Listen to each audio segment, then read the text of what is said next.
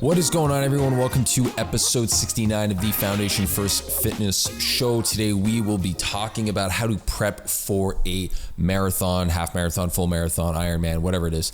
And not really talking about specifically the entire process. It's really going to be based on what you should be doing leading up to that race. So about the 4 or 5 weeks prior to that race. So there's a big race going on. I don't know if it's a big race. I think it's a pretty big race. It's a decent sized race going on in Toronto in about a week or in a couple of days, actually, by the time this thing comes out. So it's probably a little bit late on the release of this episode, but I think the information is probably still going to hold true. So the three things I really want to talk about is going to be in terms of training volume, sleep, and nutrition. So the three things I think that you should be really paying attention to, because I think a lot of people are confusing the amounts, and there's been a lot of theories, and the way things are handled really happen. And I think that people just completely miss the global look and how you should actually be looking at these different details. So let's get things started by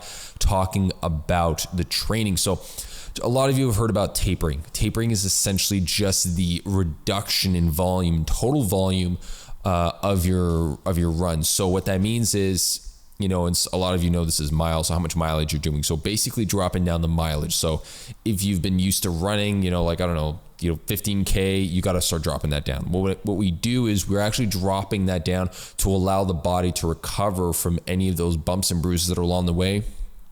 Really start allowing the muscle tissue to start rebuilding, making sure that you're approaching and getting into the race with the optimal amount of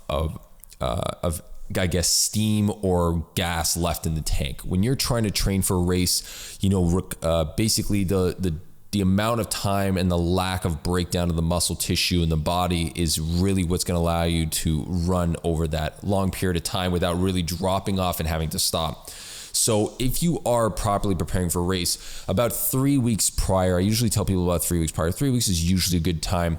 You really want to start tapering down and progressively bringing that volume down so that you're not overdoing it and you're not running into that race feeling as if you're overburdened and basically burnt out from all the training. When you get to that race, you're going to be completely dead. So start tapering it down. 3 weeks before, I usually tell people to start getting it down to about 50% to 40% of whatever they were normally running. So if you were running at let's say 10K, you want to start dropping them down to 4 and 5K runs. So that way you can start, you're not going to be, and I think people get confused, you're not going to be completely stopping your race. So if you haven't done a 10-kilometer run in 2 weeks, it doesn't mean that you're not going to be able to handle a 10-kilometer run. You're going to get to your marathon and be completely dead. On the contrary, you're probably going to be more able to handle it because your body's going to be more ready to handle that volume that you're going to be hitting it.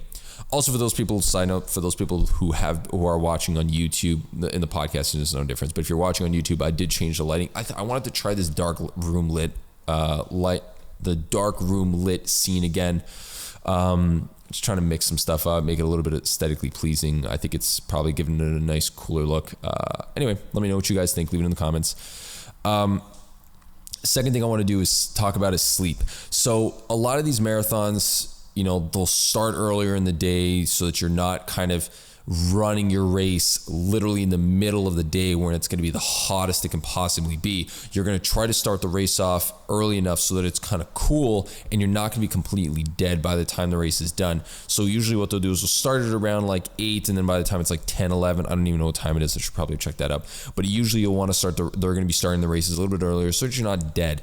Now, what that means is, are you waking up at a regular time so that when you get to the race, you're properly energized? Are you used to waking up at that specific time to be able to eat properly before your race so that you're not completely exhausted going into your race and you're not running on an empty stomach, you're not running hungry, and you're not kind of changing up your body's natural rhythm? So what you want to do is get yourself used to waking up at an appropriate amount of time before the race. So if the race is, let's say, at 8 and you need about 2 hours to eat, prep, shower, get to the place, get set up, get stretched out, get warmed up, get everything done so that you're really comfortable and you're ready to go, then you got to start training yourself to get up at 6 so that you're able to get up at that time comfortably. You're getting yourself enough sleep. So you're sleeping earlier and you're getting up a little bit earlier. You're giving yourself the amount of time you need to properly be trained and ready to go for that race. You're going to get yourself used to that. That's one of the things I think a lot of people fail on is because they come up to that race, they're so used to doing, but I train and I run at night, so I stopped training. I just get used to it. And now I'm just going to wake up a little bit earlier, and they get to the race. They wake up, they're completely exhausted because you probably didn't sleep all that much the night before because you're kind of going through the process in your head. You're a little stressed. So they go to the race tired,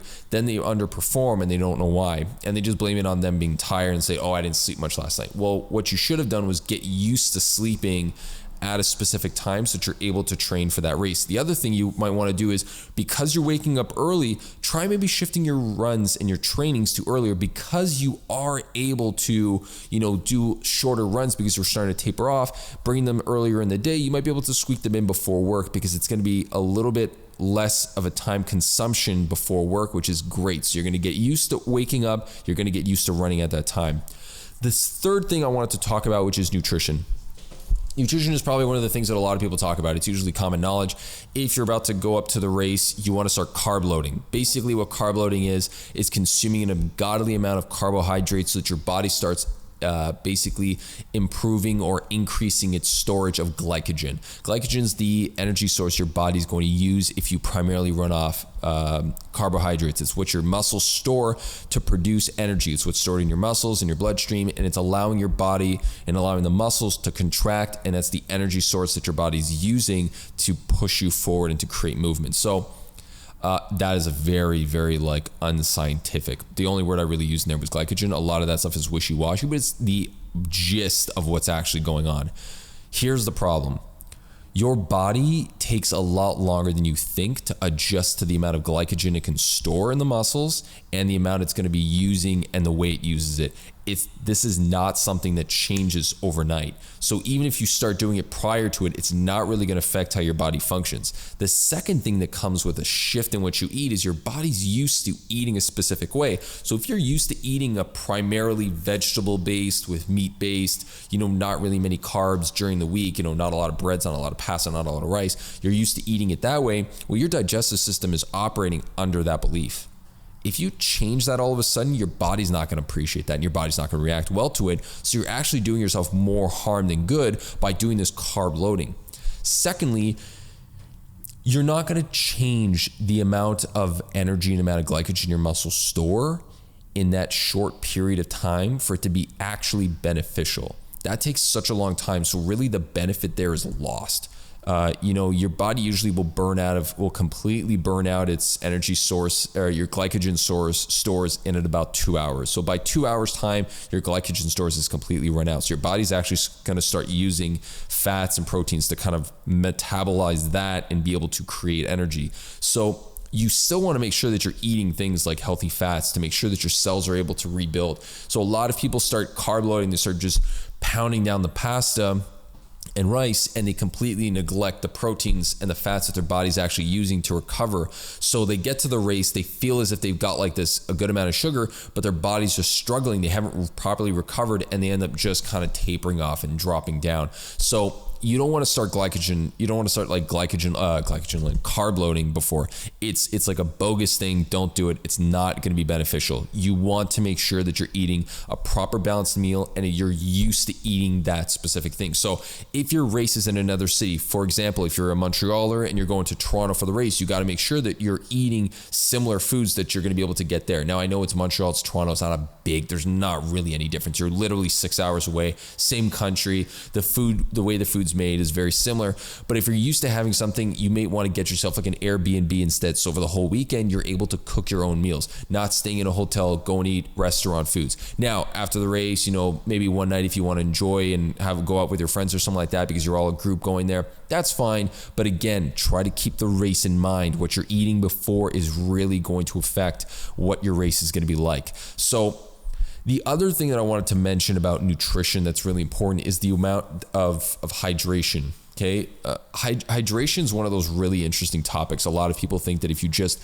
hydrate by drinking water, you're perfectly fine, when in fact, that could not be further from the truth. You want to make sure that you're also balancing that out in the amount of salt you're consuming, because salt is actually the other part of hydration. So what I usually tell people to do is go in there looking at a urine chart, and I spoke about this before. You want to make sure that you want to make sure that you have kind of a urine chart beside you that's allowing you to gauge how much water you're taking in versus how much salt. So if your urine's a very, very yellow, like it's a deep yellow, then you're not drinking enough water. But on the other side of it, if your urine is too clear and it's too white, then you also want to make sure that you're balancing that out with salt. You might want to start consuming salt. If you're an athlete, salt is not a bad thing. I think people get that confused a lot. They think that consuming too much salt and too much sodium is really bad because it's not healthy for you. It's going to cause long-term problems. If you're an athlete, that's not the case. As long as you're balancing it out with water, your body's going to metabolize that properly. It's going to be able to kind of bring that through your body. It's going to dissipate the amount of effect that the sodium is having on your body, and it's really going to start balancing itself out. And you need it for contraction, for muscle contraction, so there's no way of avoiding it. If you want to stop cramps, you got to make sure you're having enough salt and enough water. Having too much water and not having enough salt will lead to a cramp. It doesn't mean that because you cramped that you didn't have enough water. You could cramp because you didn't have enough water, but you can also cramp because you didn't have enough salt in your system. So you want to make sure those are balanced.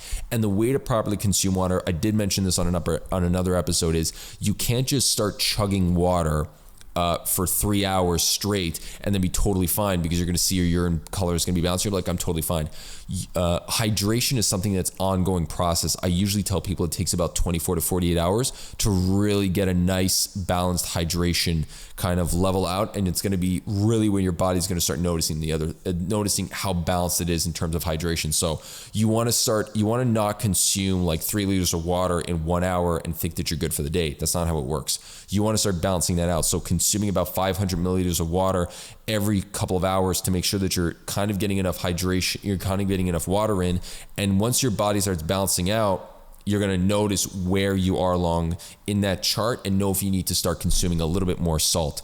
So don't get confused if you start chugging like a liter of water and all of a sudden your urine's clear and you're like, oh, I need to just have a lot more salt. That might not be the case. You might be perfectly fine in the amount of salt, but you've overconsumed water and your body's trying to get rid of it as fast as it can so that it can get to that balanced level. What I usually tell people is think for your lips, look to your lips. If your lips are dry and you feel like your lips are dry and you haven't been talking a lot throughout the day, or you didn't just like fly and get dehydrated because you were flying, but your lips are just just feeling a little bit more dry, start using that as a gauge. So if you start consuming more water over 3 to 4 days, you'll start noticing that your lips are going to not going to be as dry, and that's a good indicator of how hydrated you are. So keep all those things in mind.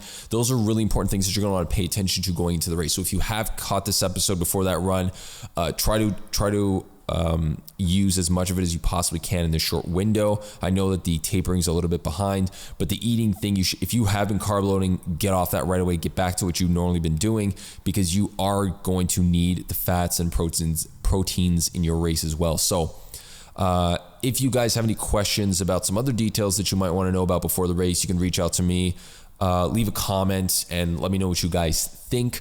Also, check out some of my stuff on Instagram. I have been posting a lot more running stuff, and I did do that as well for my YouTube content as well. There's a lot of running stuff on there, so stretches and all that kind of stuff. If you guys want to start preparing some stuff before the race or after the race to know what you should do to recover from it, because recovering post-race is really good. And episode 71, I've already recorded episode 70. I did it with really interesting guests that we kind of hit it off, and we talked about some training stuff, and I really wanted to pick his brain on some of the outside things of training, which is a really good episode. So that's going to be episode 70. 71 is going to be about recovery post-race. I'm going to try to post that so that people that are recovering for the race and want to know what to do to get back into it can have an idea of what they should do and what I think you should be doing for the recovery, because a lot of people just go and run and then it's pretty much out the door and they don't even think twice about what they should be doing. So really excited to get that one posted. Good luck for those of you who are listening to this and who are running that race. I think it's a really good experience if you haven't done one yet. So, enjoy that day. And until that next time, guys, keep building that foundation. Take care.